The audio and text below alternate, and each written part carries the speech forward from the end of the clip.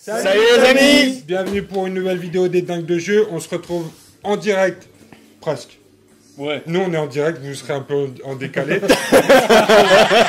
Des studios Happy Games Factory pour une soirée de folie. Alors on a beaucoup de monde autour, on va pas tous être là sur la vidéo ce soir. On va se splitter sur différents ateliers. Bon, vous connaissez Julie, elle c'est la gardienne des lieux, elle s'occupe de toute la communauté. Elle fait travailler ici. les gens. C'est ça. On a avec nous ce soir Bidule. Donc quand Bidule est là, ça va parler tactique, hein, les amis. Le sujet de la vidéo, c'est les errata. On va parler des errata d'Eden the Game. On a aussi les frangins, Romain et Morguiche, qui vont tester avec Shrek le Escape.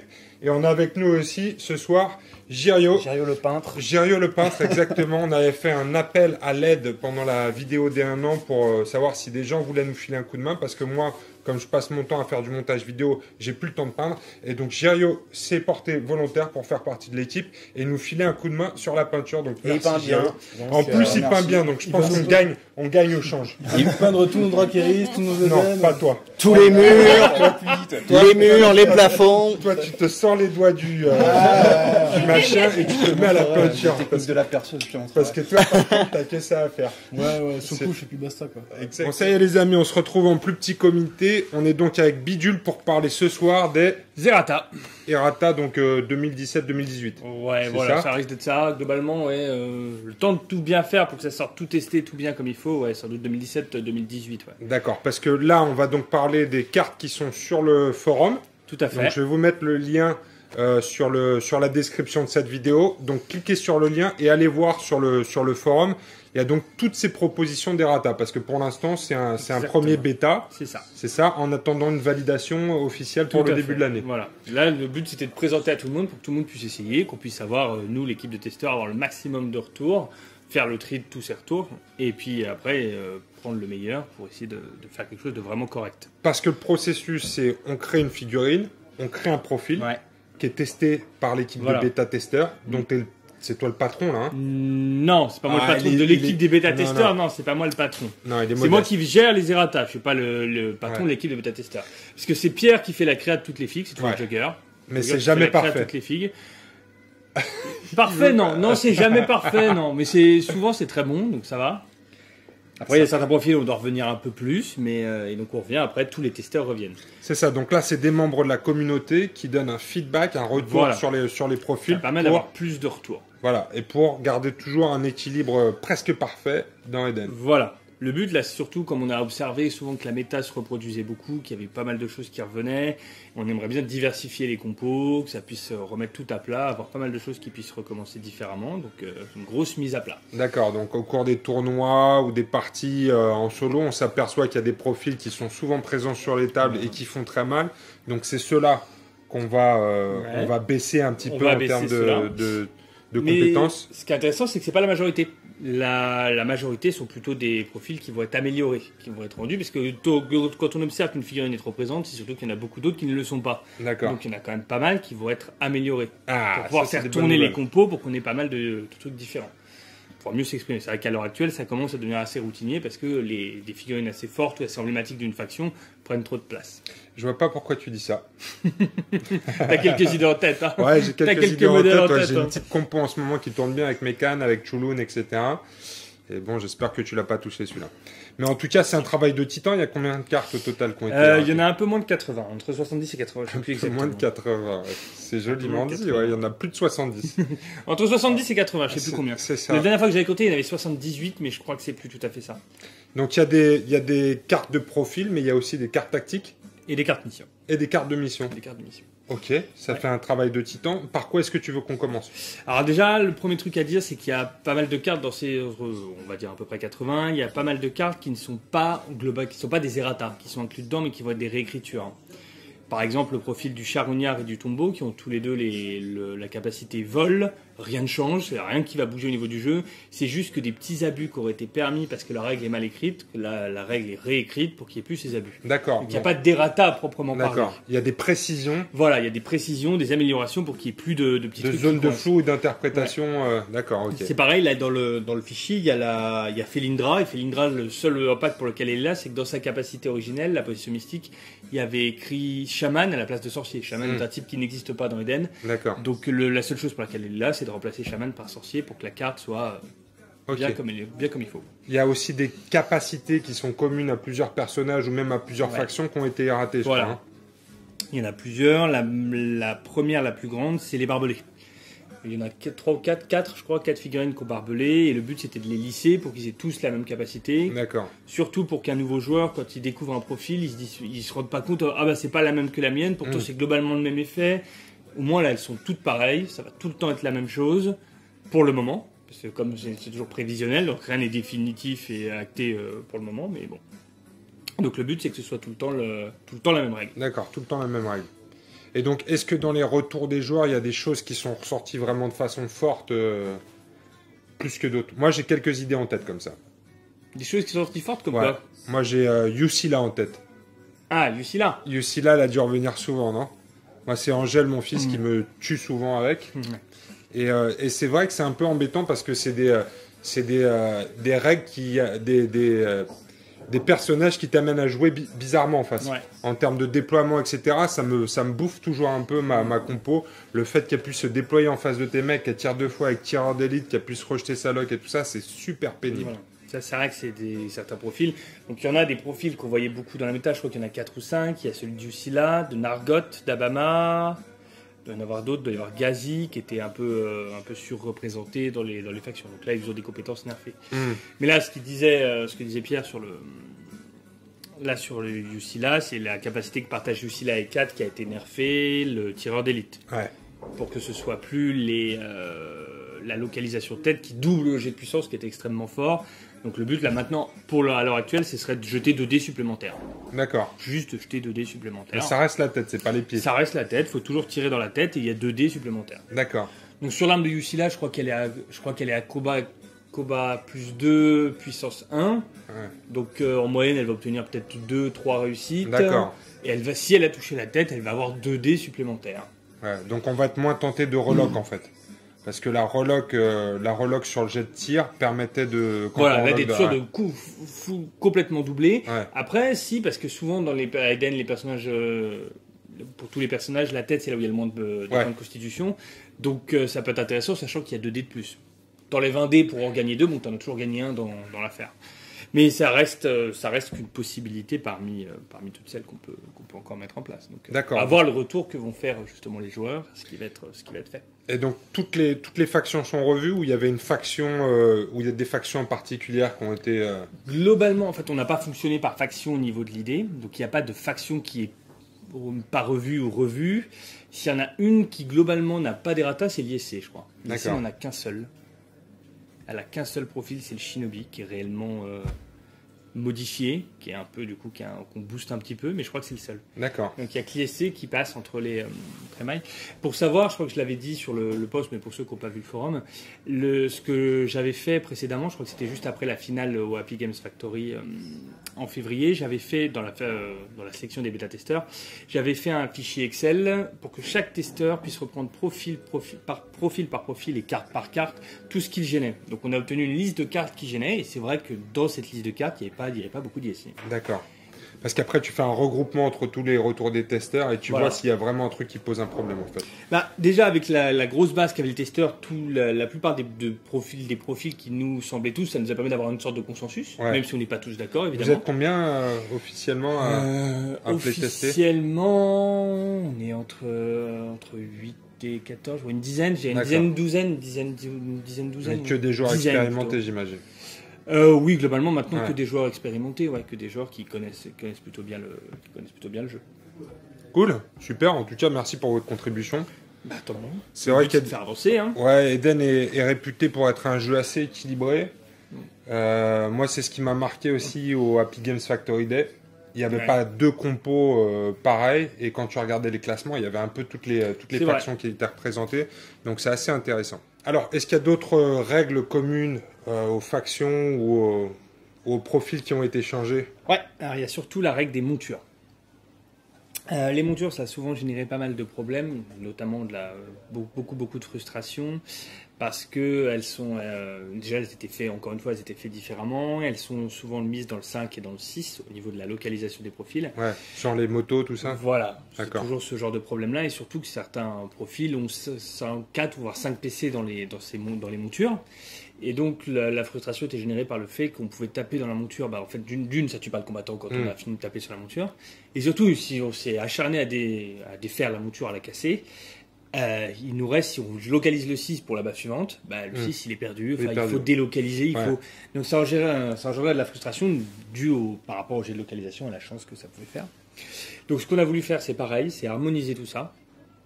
Donc toutes les montures, le but c'était qu'elles soient dans le 6 pour déjà réduire l'impact d'être dans le 5 ou dans le 6, puisque si on fait qu'un 6 sur le jet de localisation, bah on balance du coup on peut rebalancer dans le 5.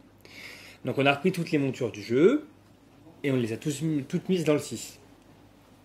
Le problème qui est apparu quand on a voulu faire ça pour lisser les montures, c'est que certains profils, du coup, qu'on n'aurait pas voulu viser, qui étaient des profils qu'on trouvait quand même globalement corrects, qui n'étaient pas visés par des problèmes quels qu'ils soient, se sont retrouvés dans les errata alors qu'ils n'auraient pas dû. Donc on a essayé de trouver des compensations pour pouvoir faire en sorte que les profils puissent quand même rester viables. C'est Eve par exemple. Eve, en exemple notable, il y a Eve Vassiliev, qui n'avait pas été particulièrement remonté. Et après je sais plus, je crois qu'il y en a un autre encore. Il y en a un autre qui subit les effets des montures, que bon, on n'aurait pas voulu forcément qu'il les subisse. Donc souvent déjà ce qu'on a fait, c'est que du coup comme les localisations étaient dans le 5 et dans le 6, forcément si on enlève le 5, il faut bien mettre la localisation qui n'était pas dans la monture dans un autre membre. Ouais. Donc les membres sont différents, soit ça va être les pieds, la tête, rarement la tête, mais plus souvent les bras ou le torse. Du coup on a déjà rajouté 1 ou 2 PC dans les localisations qui sont du coup impactées, qui ont plus de chances d'être touchées du coup. Et on a essayé de mettre en place une sorte de système de compensation en fait. On s'est rendu compte que les montures fournissaient quand même le gros avantage d'avoir plus 5 cm de déplacement, mais qu'elles pouvaient avoir en plus un petit bonus. Beaucoup de montures commençaient à avoir un bonus en plus, comme Nargot ou Niklos, qui avaient des bonus en plus de leur monture quand ils faisaient un engagement, là pour cet exemple-là. Et on s'est dit qu'on allait faire ça pour tous les profils, du coup leur donner tous une sorte de petit boost, s'ils perdent la monture, pour redonner un intérêt en fait à taper dans la monture. Comparément avant où ça ne nous servait à rien, ça ne tuait pas le combattant. Ok, ça le faisait se déplacer de 5 cm de moins, mais c'était pas non plus ultime. Là, il y a vraiment comme il y a quelque chose de fort dans le fait d'avoir une monture, il y a un bonus en plus. Taper dans la monture, ça devient chouette, ça devient important. D'accord. Ça peut vraiment changer quelque chose. Est-ce que tu peux nous donner un exemple par exemple? Un exemple, par exemple le profil de Gazi. C'est celui que j'ai sous les yeux. Gazi, il était donc typique la monture que tout le monde trouvait buvable. Il était sa monture dans le 5 et dans le 6 au niveau des localisations. Et elle avait 5 PC. Donc on a réduit le nombre de PC. Il n'en a plus que 3, ce qui est peu au final. Et il a sa localisation que dans le 6 au niveau de la moto. C'est pas une moto. C'est une araignée. C'est une grosse araignée. C'est pas vraiment une moto. Donc il a que dans le 6. Donc du coup, c'est quand même un sacré nerf, puisqu'il a une loca en plus qui est pour lui dans le torse. Donc on a rajouté des PC dans le torse pour que ce soit mieux. Mais surtout, l'effet bénéfique de sa monture maintenant, c'est que tant que la monture n'est pas détruite, il ignore les effets blessés. Ah ouais. C'est super fort, et ça donne envie d'aller taper dans cette monture. Pour que d'une, il se déplace de 5 cm de moins, et de deux, qu'il arrête d'ignorer les états blessés. D'accord. Ok, là je pige mieux. C'est costaud. Donc les montures donnent des effets positifs en plus. Toutes les motos maintenant... Toutes les montures, j'ai du mal. Toutes les montures donnent des effets positifs en plus pour donner un intérêt supplémentaire à les détruire. D'accord. Maintenant, c'est clair. Voilà. Comme ça, c'est pour tout le monde. Le problème qui s'est posé, c'est notamment au niveau, du coup, là, pour le coup, vraiment des motos, surtout des séraphins, parce qu'en fait, eux, ils ont déjà un bonus qui est intégré, c'est les manœuvres. Ouais. Les manœuvres, ils se déplacent tous de 15, normal, c'est une moto, mais en plus, ils ont les manœuvres. Donc, c'est pour ça qu'ils n'ont aucune compensation. Eux, il n'y a pas d'errata sur leur monture, donc sur leur moto, pour le coup, puisqu'on considère déjà qu'ils ont le bonus d'avoir tous des manœuvres, ce qui est quand même extrêmement fort. Ouais. C'est pour ça que Eve est la seule en fait qui sur son profil, donc sa monture, sa moto a été changée aussi, mais c'est la seule qui n'a pas eu de compensation, hormis 1 ou 2 PC. Ce qui reste encore une fois provisoire, puisque je pense, moi à titre personnel, qu'elle va avoir besoin de plus. D'accord. Déjà que c'était pas le Séraphin qu'on voyait le plus souvent sur les tables, là elle risque de prendre encore un coup sur la case derrière le coup. D'accord, donc c'est là c'est pareil, c'est un premier errata, Voilà, on là attend les retours des c'est un joueurs. premier jet. J'ai déjà une idée de ce qu'on va recevoir. Moi, en brut, je trouve que c'est pas assez, mais le problème c'est que c'est une figurine qui est dure à équilibrer. C'est le Séraphin, c'est forcément le chef de un des chefs de la bande. C'est compliqué. C'est pas forcément évident à placer pour être sûr que ce soit bien, donc ça risque d'être comme ça. D'être fait comme ça.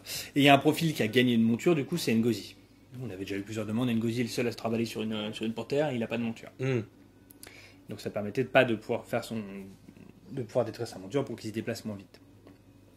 Donc voilà, c'était vraiment pour ça, pour essayer de faire en sorte que ça puisse être, puisse être lissé. Est-ce qu'il y a des règles spéciales de faction qui ont été revues? Oui, les résistants. Alors, le problème des résistants, c'est qu'à l'heure actuelle, on se rendait compte qu'on voyait que des compositions faites à base de cyber et pas beaucoup de robots. La mécanique du pilote et des robots était super intéressante puisqu'elle permettait, c'est la seule à permettre la double activation en même temps, donc de potentiellement activer 6 voire plus de PA en même temps, ce qui est quand même super fort. Le truc, c'est que c'est très facilement visible par l'adversaire du coup, puisqu'il sait où est le pilote, il sait où est le robot, il connaît la rap, il sait exactement ce qu'il peut faire et il n'y avait pas de choix, il n'y avait pas beaucoup de choix possibles. Donc pour l'instant, ce qu'on a mis en place, c'est le fait de dire que quand il y a plusieurs pilotes dans la bande, en fait, le robot n'est pas asservi à un pilote en particulier. D'accord, n'importe quel pilote. N'importe quel pilote, quand on active un pilote, on peut dire en même temps, j'active le robot. Ou les robots. Un seul. Sinon, sinon, ça pourrait vraiment devenir très fort. Un pilote, quand on active un pilote, on déclare en même temps l'activation du robot. On dit j'active, là par exemple, dans l'espèce Bruce et Patriote.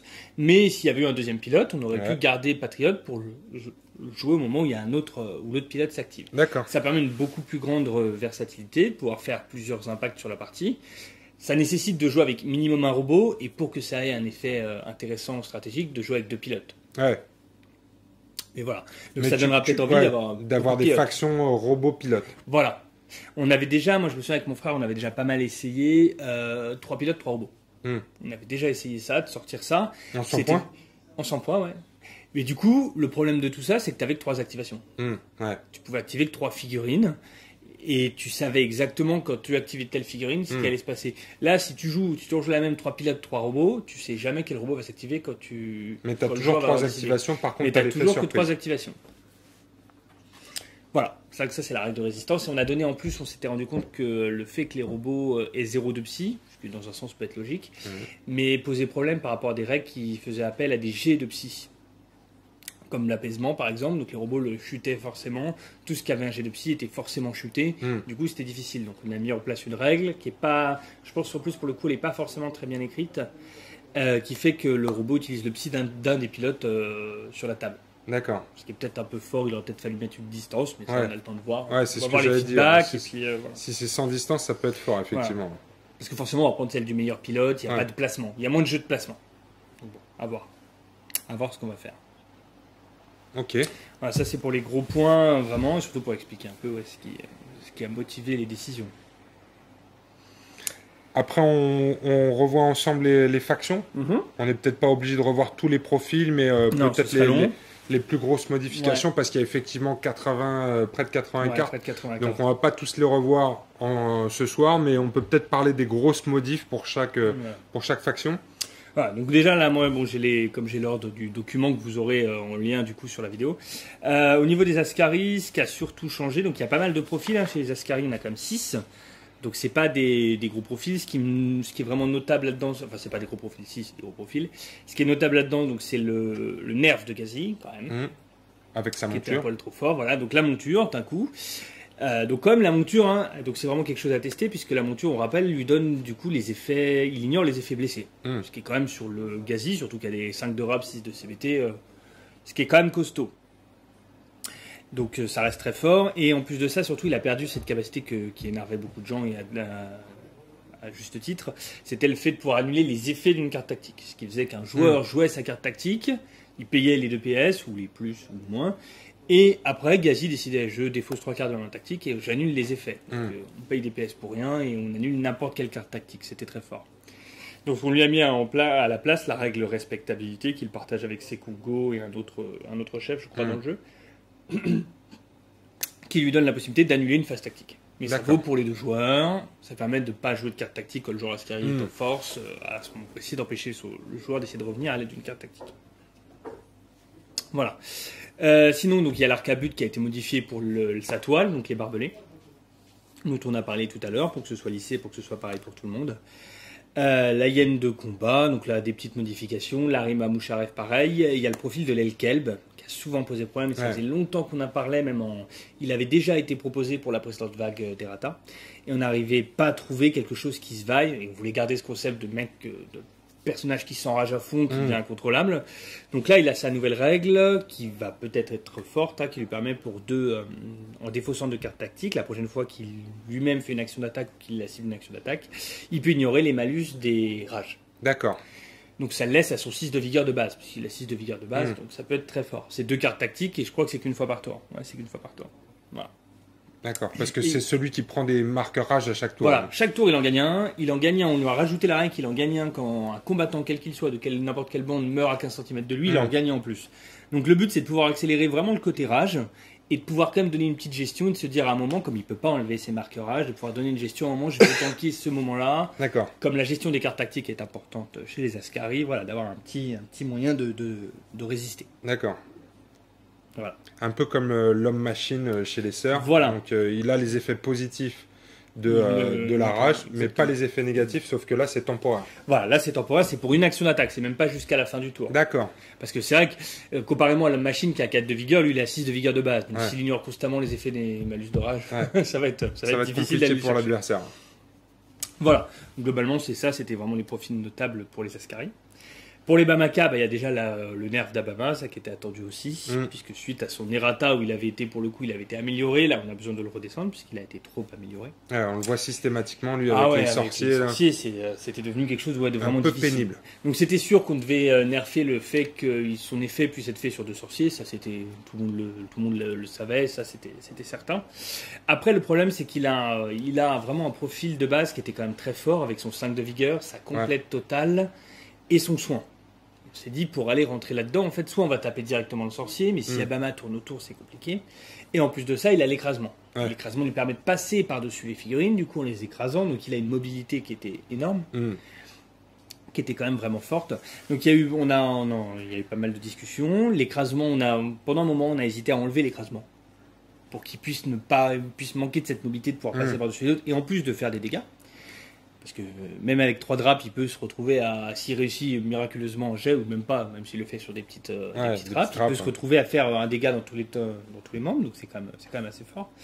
Donc ce qu'on a fait plutôt, c'est qu'on a enlevé le soin. On lui a enlevé le soin, donc il ne se soigne plus. Ça laisse le personnage emblématique comme il était, le soin, pas soin. On n'a pas eu l'impression que ça avait une quelconque influence particulière sur l'esprit du personnage. Donc il se soigne plus, ce qui permet essayer d'aller le tomber dans le torse, pour le faire passer à 4 ou 3, je sais plus, j'arrive pas à voir. Je dirais 4. 4 de vigueur. Donc 4, je pense. Donc voilà, pour qu'il puisse descendre, donc pour qu'on puisse faire quelque chose contre lui. Et après, il y a eu pareil sur la discussion, parce qu'il avait été rajouté sur le gardien des arcanes, que quand en plus un sorcier était meilleur de combat, il gagnait plus 1 de CBT. Ce qui est un effet qui se coule sympa. On s'est dit, c'est vrai que c'est fort, est-ce qu'il en a besoin? Pas tant que ça, mais c'est fluff, il est enragé par l'effet de ce sorcier. Mais un mec qui a l'écrasement et 5 de combat en plus à 20 points complète totale, c'était lourd. Donc on s'est dit, on va mettre, c'est pareil, un petit nerf en plus. Quand il y a un sorcier qui est tué, il a plus en CBT, mais moins en vigueur. D'accord. Voilà. Il les garde toujours sa complète, donc il y a moyen de faire quelque chose et de le faire tomber. Voilà. Pour lui, ça c'était les Errata principales. Les Bamaka, surtout, faut savoir, c'est la faction qui a été le plus touchée par les Errata au final. Je ne crois qu'il n'y a que Abama Abama et Ngozi qui sont baissés, qui sont nerfés. Par contre, ils ont du coup 1, 2, 3, 4, 5, 6 améliorations à côté. 6 profils améliorés. Donc 6 profils qui ont été boostés. Voilà. Parce que c'est vrai qu'en Bamaka, depuis la sortie d'Abama, on voit beaucoup Abama et un ou plusieurs sorciers, et tout le temps la même chose. Ouais. Donc c'était assez répétitif. Ce qu'on a fait pour Mbonga et Ngobo, c'est qu'on a enlevé, alors on attend de voir ce que ça va donner quand même, c'est vrai que c'était quelque chose d'emblématique depuis le début du jeu, on a enlevé le fait que la dissimulation, donc qu'il soit forcé d'apparaître à la fin d'un tour, pas au début, à la fin d'un tour, on a enlevé le fait que ce soit obligatoire. Donc maintenant ils pourront être là sur la table dès le départ. D'accord. Ou être mis en dissimulation, mais c'est au choix du joueur. Donc à voir si ça change et si ça donne plus envie de les jouer. Il y a notamment aussi la refonte de Kelike, la sorcière. C'était une des rares sorcières qu'on n'a pas vues avec Abama. On a vu tourner Jumamosi, Siguana et Sekongo, mais on n'a pas vu Kelike. C'est normal que ses capacités restent un peu difficiles à utiliser, elles sont un peu chères, le profil n'est pas extraordinaire. Donc ce qu'on a fait sur Kelike, c'est qu'on lui a mis une monture, parce qu'elle est portée par ses 2 pygmées. C'est pareil, donc tant qu'elle a ses pygmées, elle va plus vite. Elle a plus de drapes. Ça donne vraiment un intérêt à taper dans la monture pour la descendre. Et ses capacités sont un peu meilleures, un peu plus faciles à utiliser, et elle est moins facile à tomber. D'accord. Pour essayer de la revoir. Et du coup, avec la monture, elle gagne quand même 15 de déplacement. C'est le seul sorcier, ça nous a donné une idée en plus d'avoir le seul sorcier qui se déplace à 15 cm. Ah, d'accord, ok. Donc c'est le sorcier le plus rapide de la bande. Voilà, c'est le sorcier le plus rapide de la bande, parce qu'elle est portée par des pygmées. Ah bah oui. Pratique d'être portée par des pygmées. Voilà. Après, sinon, il y a le changement de Sabaka. Donc, la grosse figurine, on lui a mis une complète plus 1. 5 de vigueur, complète plus 1. On va voir ce que ça va donner. Mais pour un mec à 50 points, ça nous paraît pas tout complètement déconnant. Et après, il y a les petits hubs de Tukwila et Kevu. Hein, donc Kevu, il gagne une meilleure utilisation de ses bidouilles. On a déjà fait remonter là qu'il y avait un problème dans la règle sur la première qu'on a changé quand je l'ai réécrite. Il peut relancer quand il fouille si Ndoulou est à côté. Sauf qu'on a oublié de mettre Ndoulou allié. J'ai oublié d'écrire, c'est moi qui ai oublié d'écrire Ndoulou allié. C'est-à-dire que s'il y a Ndoulou en face, si le Ndoulou fouille, il récupère aussi lui. Ah d'accord. Enfin, il peut relancer, il peut aussi relancer. Ceci dit, je l'ai rarement vu sur les tables celui-là. Voilà, c'est pour ça. On va le voir maintenant. Voilà, on espère aller le voir. Donc il a en plus maintenant, il peut utiliser ses bidouilles pour obtenir une arme qui donne pour te mettre du poison. D'accord. C'est Fluff, c'est dans l'esprit de la faction Mamaka qui met le poison. Donc maintenant, il pourrait mettre le poison, ce qui pourrait être quand même plus percutant et pouvoir faire plus de choses, de renforcer son côté bidouilleur et d'être là utile un peu partout. Il y a une autre modification dans ces règles que je vous laisse regarder. Et du coup, là, on lui a rajouté encore des PC dans le torse et dans les bras. Et on a agrandi l'esprit de la meute. Donc, pour qu'il ait ses bonus. Au tout départ du jeu, c'était à 7,5. Ça a été amélioré à 10. Et on s'est rendu compte que c'était toujours pas suffisant. Donc maintenant, c'est à 15. Donc il peut gagner quand même 5 de rap en étant à 15 cm d'un allié changement. De stigmate changement, mais ça lui fait un profil quand même bien balèze. 6 de CBT, qui baisse les protects quand il tape, 6 de CBT, 5 de rap, bon. Et puis il a 6 PC dans les bras, dans le torse. Ouais, 6 PC dans les bras et dans le torse. Donc à voir, ça donne pas envie de jouer. De toute façon, ce qu'on a observé surtout aussi, il y a certains joueurs qui ont bien fait le test comme ça, qui se sont bien mis qui ont bien fait l'effort de faire ça, c'est de se rendre compte que la méta à l'heure actuelle était très objective et surtout très défensive. C'était devenu difficile de jouer la poutre, de vouloir vraiment aller engager l'adversaire. Et donc ce qu'on voudrait, c'est de pouvoir redonner de l'allant à cette stratégie d'offensive, on a envie de voir des profils offensifs. Et quand on est un joueur défensif, se dire est-ce que je peux rester là à défendre, je vais peut-être devoir riposter ou pas. Voilà. Donc on est quand même dans quelque chose pour essayer de rendre le jeu encore plus nerveux, plus agressif, parce que ces derniers temps, il a tendance à être très scénaristique et très défensif. Très défensif, ouais. Ce qui donne des compos et des affrontements qui souvent sont pas très marrants. Voilà, donc ça c'était pour les Mamaka. Les convoyeurs, il n'y a pas des changements dingues. Alors c'est pareil, Ingrid a la remodification de ses barbelés. Hans, il y a la réécriture de sa capa sur les pièges, puisqu'on s'était rendu compte qu'il n'y avait pas dit quand est-ce que les pièges disparaissaient du terrain. On s'est rendu compte que si on avait envie d'être pointilleux sur les règles, une fois qu'on a mis le piège, il part jamais. Donc à chaque fois qu'on passe à côté, on se tape son effet. Ce qui n'était pas du tout dans l'esprit quand la règle avait dû être écrite, ça c'est sûr. Donc elle a été bien réécrite pour que ce soit dit, que ce soit bien fait.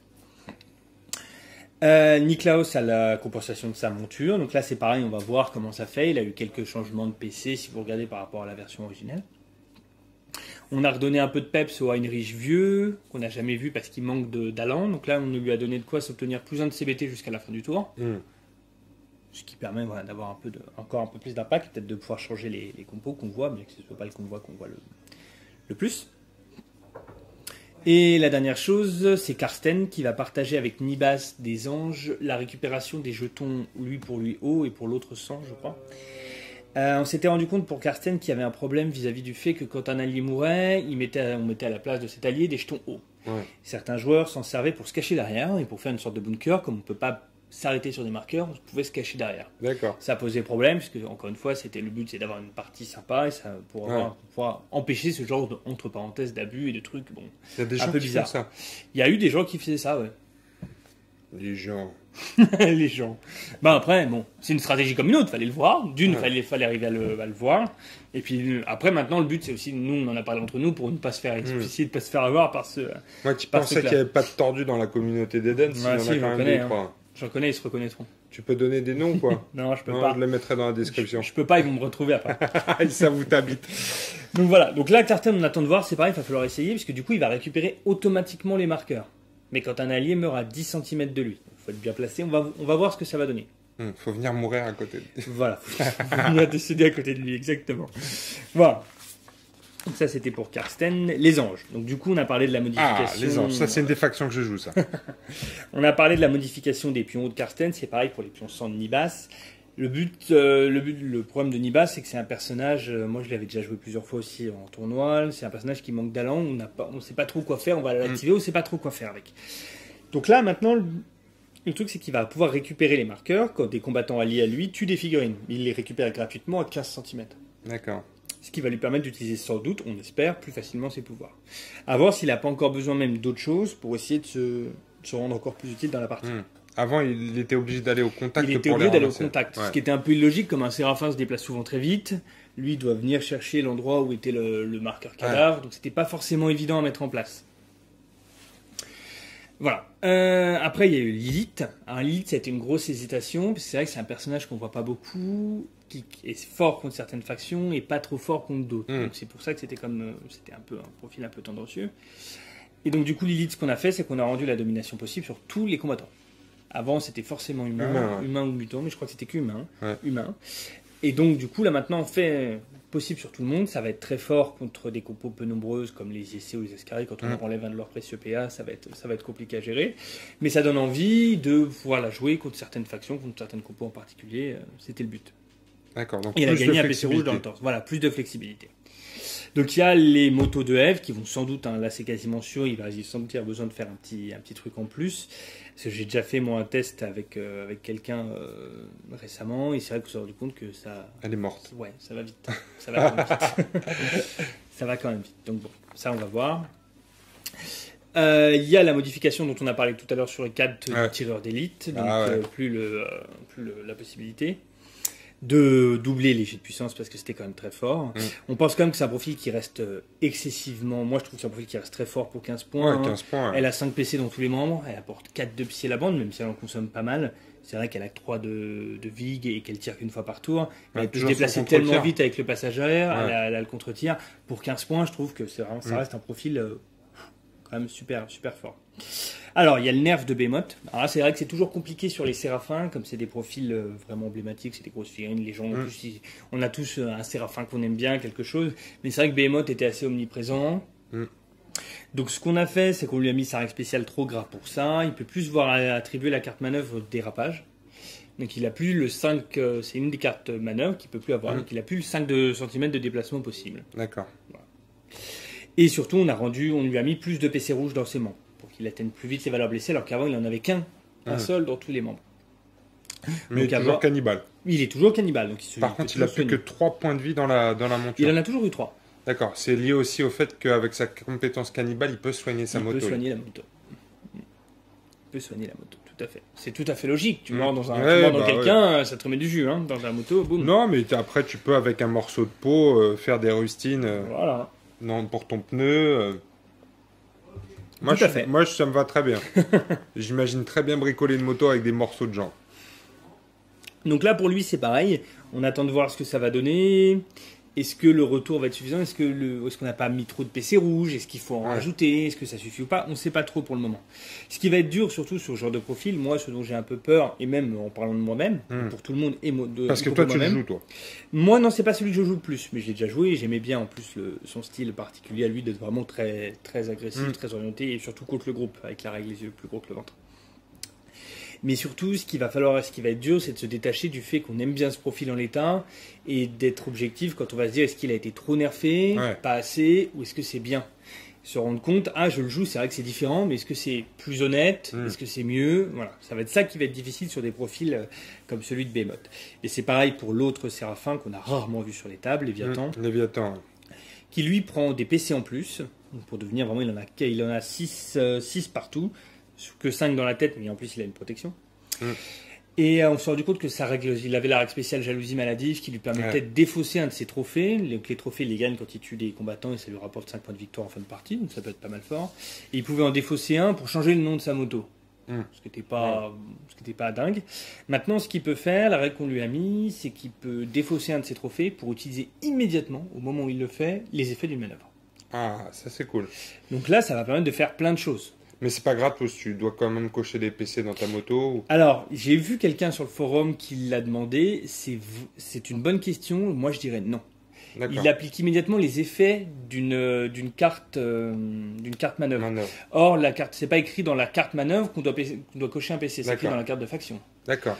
Donc, je ne pense pas. Et moi, quand on l'avait écrit, je l'avais pas pensé comme ça. D'accord. Je l'avais pas vu comme ça, donc je pense pas. Je pense qu'il justement, il utilise les effets tout de suite d'une carte manœuvre. Donc tu veux dire que j'ai posé une bonne question quand même. Ouais, t'as quand même posé une bonne question. T'étais pas la seule à te la poser. Tu t'es posé une bonne question. Et surtout, voilà. Donc ça, c'était pour lui. Donc pour utiliser une manœuvre, mais ça reste, il y a quand même des restrictions puisque ça reste des manœuvres qui ne sont pas présentes sur le terrain ou qui n'ont pas déjà été utilisées. Tu peux pas faire n'importe quoi. Tu peux pas utiliser n'importe quelle manœuvre. Faut que ce soit une manœuvre de ta main. Ouais, il faut que ce soit une manœuvre. Il n'est pas possible d'attribuer une carte qui aurait déjà été utilisée au cours de la partie. D'accord. Et comme en plus de ça, c'est écrit dans les règles de faction qu'il peut jamais y avoir 2 cartes identiques en jeu au même moment, tu es obligé de prendre une carte qui n'a pas été présente sur le terrain à un moment ou un autre. Mais tu l'as choisi, dans le lot des cartes de manœuvre. C'est cool ça. Donc ça donne envie, c'est vrai, de le jouer tout seul, comme seul Séraphin, parce que sinon, c'est vrai que si tu prends un deuxième Séraphin, il te reste plus que 2 cartes potentielles. Bon. Alors qu'avant, tu en as 4 autres que tu peux réutiliser quand tu veux. Sachant que ce n'est pas une compétence limitée, donc s'il continue à tuer des gens, il peut continuer à utiliser d'autres cartes manœuvre. C'est cool, il va gagner en dynamisme et en polyvalence. Voilà. Surtout que c'était un profil 7 de CBT, il gagne plus en combat quand il y a des mecs qui ont des objectifs et tout, il a les trophées macabres, c'était quelqu'un qu'on avait envie d'envoyer. Mais il manquait de tankiness et de pouvoir faire quelque chose de plus impactant tout de suite. Ça, c'était pour les anges. Alors, pour les hors 2. Donc, il y a la réécriture du charognard pour le vol. Un profil qui avait généré beaucoup de frustration, c'est le rejeton abyssal. C'est la règle acharnée qui posait le problème, qui fait qu'il devait être, pour être meilleur de combat, il fallait cocher tous les PC dans tous ses membres. Il en avait qu'un dans tous les membres, il avait 2 de vigueur, je crois, ou 3, je sais plus. C'était en soi... Il avait un profil de nul, mais c'est quelque chose de gratuit puisqu'il arrive avec son maître, le maître en profond. C'était quelque chose de complètement gratuit et qui pouvait bloquer complètement si on n'avait pas un effet permettant de mettre un dégât dans tous les membres directement. Donc ça pouvait générer de la frustration d'avoir cette petite figurine là et au final devoir dépenser jusqu'à 4 PA pour le tomber. 4 PA si on a de la chance, normalement ça devait le faire, mais en 4 PA pour le tomber normalement directement. Donc là maintenant il gagne plutôt comme le Yellow Gaki et il y en a un autre, je sais plus c'est lequel encore. Il n'a pas les membres tête et pied, il a que les membres bras et torse, et il suffit de le tuer dans un de ses membres. Voilà. Il n'a pas les membres pieds et tête, c'est-à-dire... Voilà. Il n'y a pas de localisation dans ces endroits-là. Donc d'accord, le 1 et le 6 comptent pas. D'accord, ok. Le 1 et le 6 ne sont pas des localisations. Ok, d'accord, ça marche. Donc finalement, tu as besoin que de lui tomber que 2 membres au lieu des 4. Un seul même. D'accord. Tu as besoin de lui en tomber qu'un seul. Mais du coup, ça revient, c'est vrai que c'était quelque chose d'extrêmement fort et ça revient quelque chose de normal. C'est un petit truc qui était censé être gratuit, évidemment qui était borné. En plus, il faut rappeler que quand il meurt, il file 2 furies à un combattant dominant et il met du poison à celui qui l'a tué. D'accord. Oui. Donc ça arrêtait quelque chose d'extrêmement fort. C'était vraiment, vraiment super fort. Donc là, c'est pour qu'il puisse toujours bloquer le chemin, embêter l'adversaire qui doit dépenser des PA et qui en plus, s'il dépense des PA, donne des avantages. Ça reste fort, mais c'est plus c'est bloquant. pas 2 tours. Voilà, c'est plus bloqué comme ça pouvait le faire auparavant.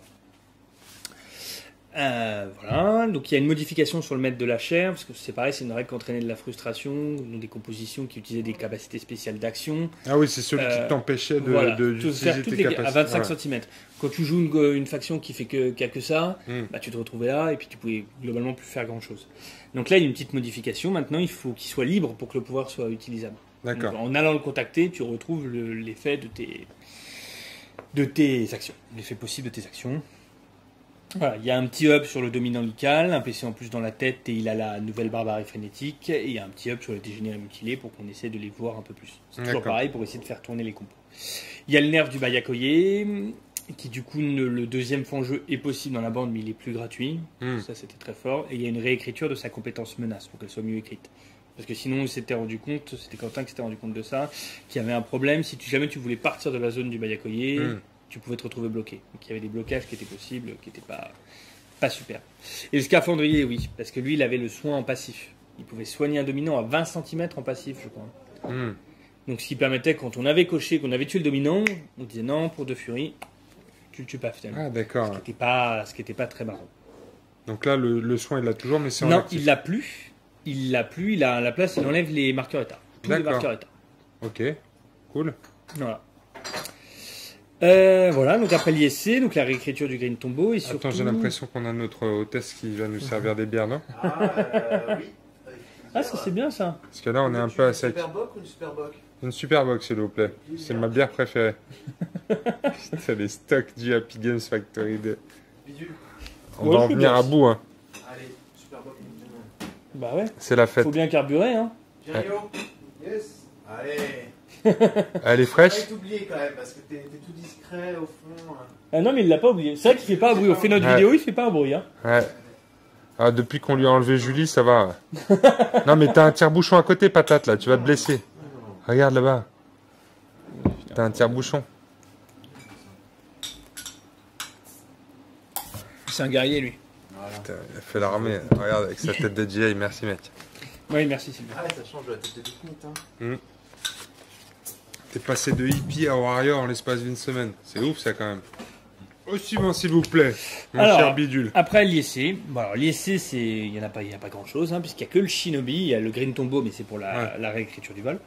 Il n'y a que le Shinobi, qui n'était pas un profil qu'on voyait beaucoup. Ça veut dire que l'ISC, comme c'est une ancienne faction, elle a déjà été bien équilibrée dans le temps ou... Alors, moi, en plus, en réalité, je me pose la question. Pourquoi est-ce que l'ISC, c'est la faction qui est quand même le moins ressortie de tout le tableau qu'on avait fait en premier? Soit c'est parce qu'elle est plutôt bien équilibrée après les errata, les différents errata qu'il y a eu. C'est possible. Je pense que oui. D'une part, il y a ça. Et je pense, par contre, en deuxième, je pense qu'il y a une question de méta. À l'heure actuelle, la méta n'est pas favorable aux ISC, puisque c'est très défensif. Et eux, ils le sont déjà de base. C'est pas une faction qu'on voit beaucoup, l'ISC. Et c'est peut-être pour ça qu'on a eu moins de retours. On a tous eu moins envie de donner des feedbacks sur l'ISC. C'est pas quelque chose qu'on voit beaucoup ces derniers temps. C'est pas une faction qu'on a l'habitude d'affronter là récemment de façon objective. Moi, j'ai quand même, de mon point de vue strictement personnel, il y a certains ISC que je trouve encore un poil fragile, un poil trop faible, et certains que je trouve forts. Je trouve quand même un poil fort. D'accord. Et le Shinobi alors, qu'est-ce qu'il a? Ça, c'est notre ami qui a un hologramme là. Ouais, c'est l'hologramme. J'aime beaucoup la figurine et le style de jeu. Je l'ai jamais joué, mais je trouve ça très cool. Moi, c'est un de mes profils préférés que j'ai joué il y a un bout de temps déjà. Ça fait longtemps que je l'avais pas joué. Mais du coup, ce qu'on fait, c'est qu'on met le Shinobi à 35 et l'hologramme à 0. Ça peut changer des choses. Je laisse les joueurs chercher pourquoi et comment. Moi, j'ai pas trouvé. Ça peut changer des choses. Notamment avec ce que tu peux faire au niveau de tes points, les compétences que tu peux utiliser, certaines missions, il y a des choses qui peuvent changer.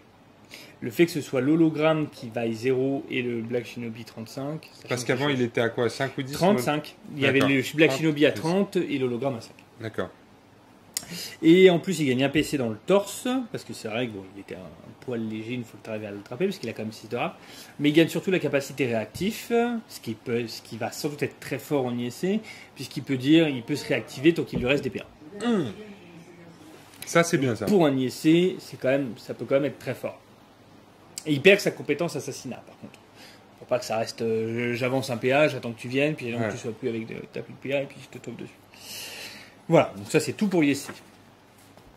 Les jokers, il y a un nerf surtout, il y a le nerf de Boris. Alors Boris, c'est un vieux personnage, c'est pas un personnage qu'on voit pourtant tant que ça. Je pense qu'il est délaissé, mais alors pourtant c'est un monstre. C'est un profil juste de dingue vu ce qu'il permet de faire, puisque surtout sa compétence principale, la vie à la roue, qui donne des effets qui sont quand même incroyables, le déplacement de familier, d'ignorer les malus des rages, n'ont pas de portée.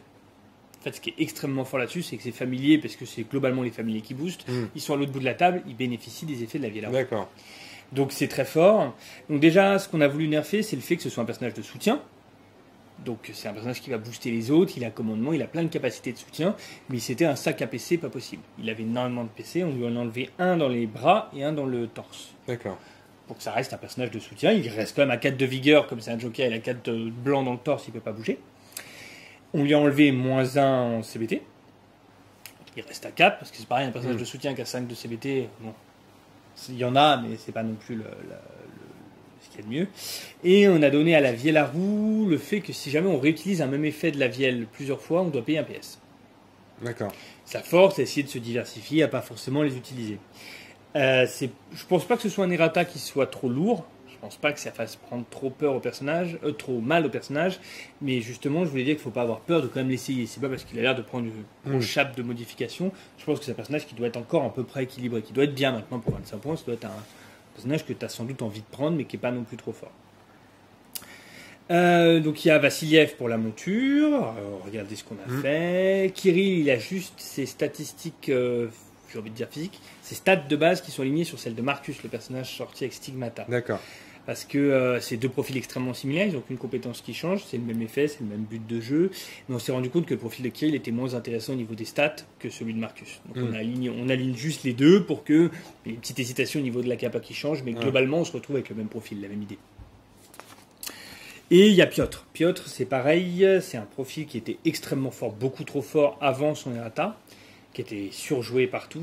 Ah oui, avec c'est l'improvisation celui qui permet d'invoquer des figurines et tout ça. Donc avant, il faisait pop n'importe où, tu te retrouves avec des situations ubuesques, tu savais pas quoi faire. Puis c'est celui qui permet de faire durer la partie un tour de plus. Et du coup, il a eu un errata qui était sans doute trop sévère, et du coup, moi je l'ai plus jamais vu après. Parce que l'errata du coup du renfort qui permettait de faire pop les mecs sur le terrain, là, de faire apparaître des mecs, était sacrément nerfé. Et du coup, bon, c'est sans doute plus dur à utiliser. Donc là, ce qu'on a fait, pour voir, on lui a mis plus en CBT. C'est un gros personnage à 30 points, et comme il a besoin pour faire pop ses renforts d'être au milieu du terrain, on s'est dit qu'il ait les moyens de se défendre. Je suis pas sûr que ça change définitivement quelque chose, mais à voir. Est-ce que ça donnera envie ou pas? Est-ce que ça va être jouable ou pas? C'est un profil sur lequel on a besoin de retour. Ça, typiquement, bon. Voilà. Ça, c'est pour les jokers. Alors après, les cannes. Ah, les cannes. Je les attendais, ceux-là. Ah ouais, j'attendais que ceux-là. J'attendais pas que ceux-là, mais c'est quand même ma faction préférée. Alors, les cannes. Il y a un nerf obligatoire, c'est celui de Chulun. C'est important, c'était vraiment important pour tout le monde. Pas de Chulun. Ça va aller. Si, c'était obligatoire parce qu'en fait, Chulun empêchait la création de profils. Avec son entièreté de PC, avec un seul PC blanc et que des bleus, il nous a empêché d'avoir envie de mettre des souffles ou des explosifs de chez les cannes. Parce que sinon, ça le montait trop facilement. Ou un choc, par exemple. Pareil pour le choc. Ça le montait trop facilement. Donc ça, déjà, ça gêne la compo. Et il y avait surtout ce renfort d'armure. Cette protection-là, qui était imbuvable et qui fait qu'il rendait trop fort des profils. Et c'était, même avec l'errata qui avait déjà été fait. Donc c'est la protection de 2 qui peut mettre pour un c'est la protection PA. qui saute. D'accord. Tout simplement sauter parce que c'est vrai que ça donne un avantage qui est terrible. C'est vrai que c'est un énorme avantage sur le terrain. Mais les armures de fortune restent? Les armures de fortune restent. D'accord. Sa gestion des marqueurs, ce qu'il peut faire avec les marqueurs qui est quand même assez sympa, reste. C'est pareil, le fait qu'ils prennent et qu'ils renvoient un effet reste. Alors en contrepartie de ça, on a longuement hésité. Ça a été un débat assez long. Ce qu'on a choisi de faire, c'est de renforcer la gestion de PS. Donc il gagne la règle spéciale du Demio à la fin de tous les tours. À la fin de tous les tours, le joueur Can gagne un PS. D'accord. De façon automatique, c'est comme ça. Et en plus de ça, lui, c'est quand il est le chef, les cartes tactiques coûtent un PS de moins à jouer. Pas mal, parce que lui, il en bouffe des PS Voilà. avec ses armures.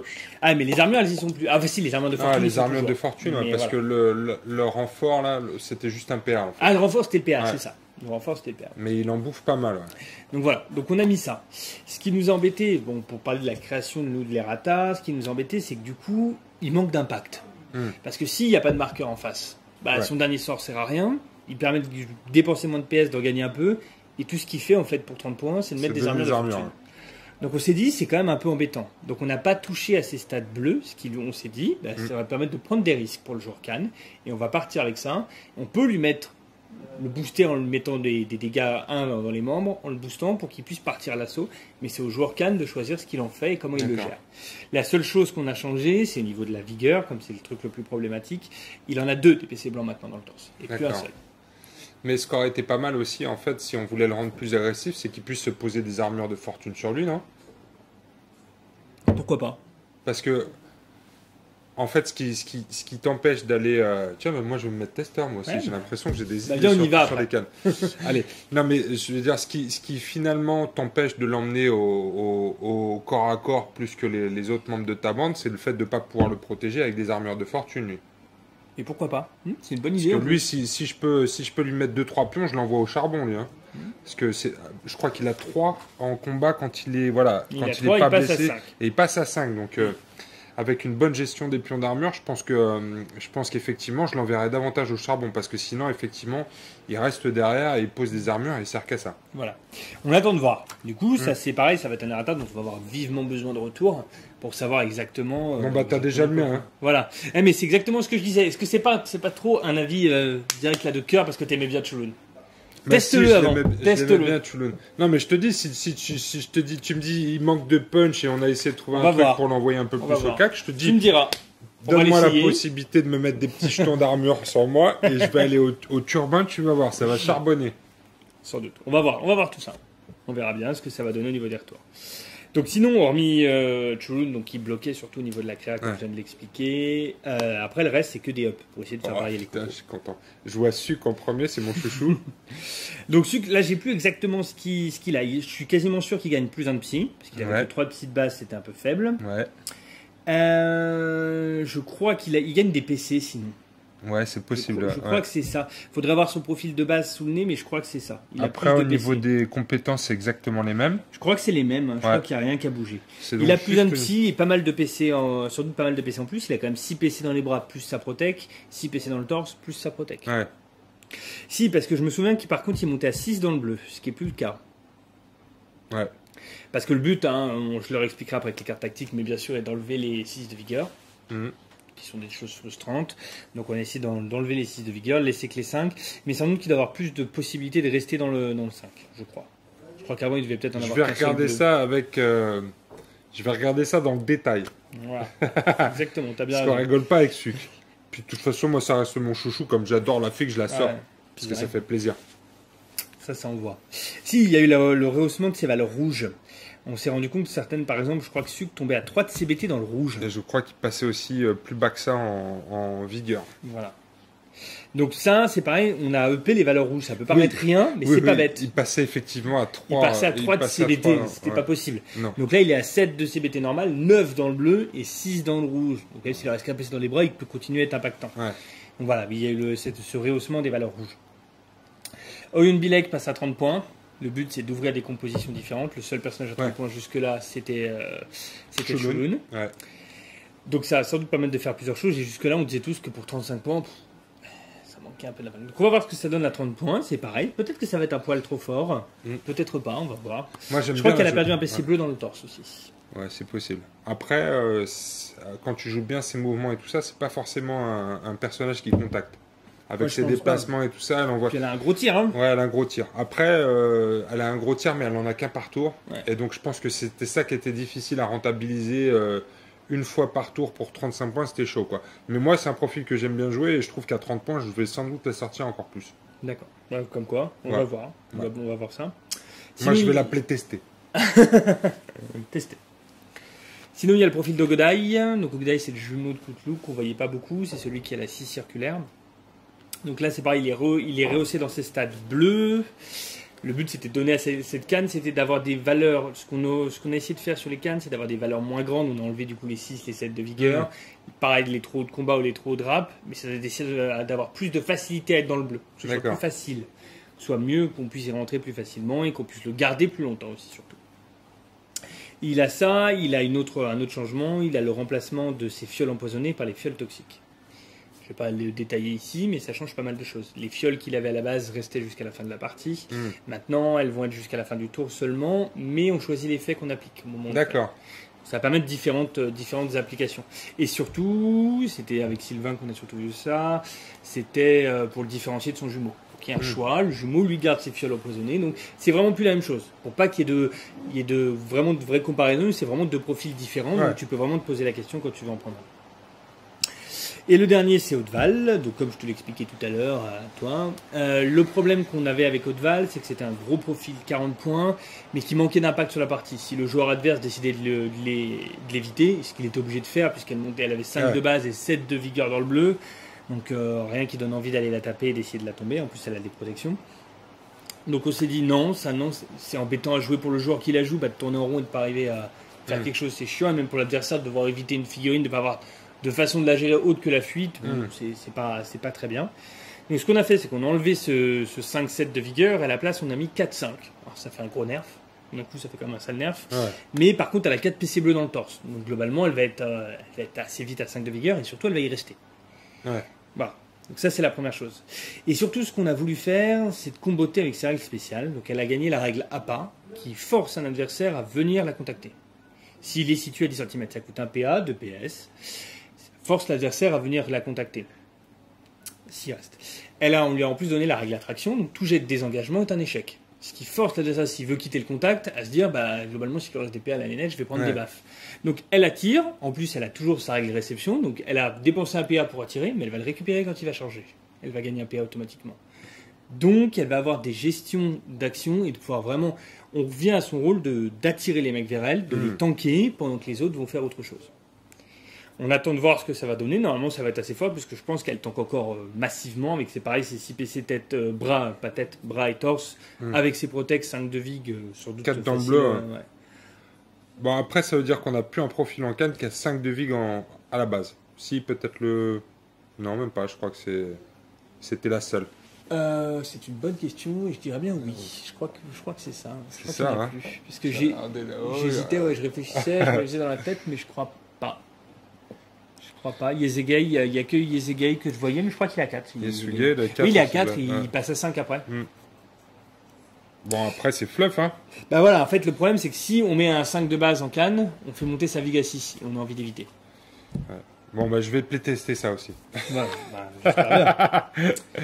Alors, Matriarca, c'est pareil, c'est une faction qui est peu ressortie dans les commentaires aussi dans le tableau. C'est peu ressorti notamment parce que dernièrement, le Matriarca, il y a 3-4 ans de ça, était l'énorme faction qui était super en vogue. Tout le monde jouait Matriarca, surtout populé, 5-6 figues.